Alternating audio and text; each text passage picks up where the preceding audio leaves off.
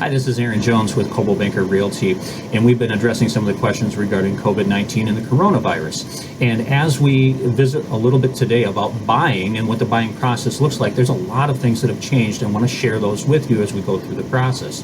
First thing is just even meeting together. We can certainly meet in person if you want to, but we can do that over the phone. We can do that on a video conference. That's okay.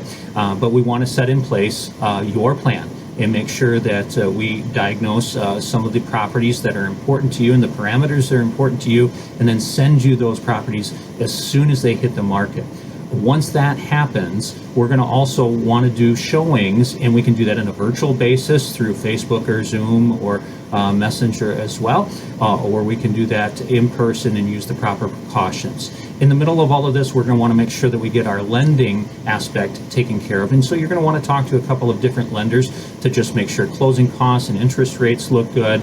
They're going to ask you questions about employment or furlough, so you're going to want to handle those things as well with that lender, and that's going to be an important piece. Once we find a house that we're interested in, we can place that offer electronically through DocuSign or Instanet, and then use something called trust funds for our earnest money, so that can all be handled electronically as well.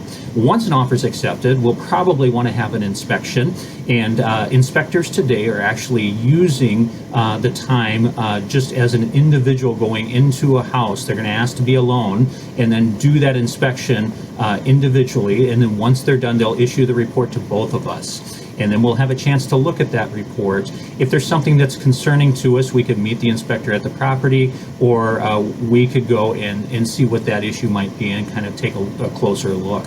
After the inspection piece is taken care of, we'll do an appraisal. The appraiser will actually do something a little bit different than traditional, where they used to come through the house. They'll do a drive-by, they'll use the listing photos that are there, and then if there's any questions, they may visit the property internally as well. Once that's all taken care of, we'll do our final walkthrough. The final walkthrough would be in person, but the closing process has changed a little bit depending on who your closing company is. It may be a drive-through process, it may be curbside, it may still be in an office but individually, but there's some changes there with that closing process, and you'll want to see what fits best for you. In fact, some closers are even using an e-notary service also.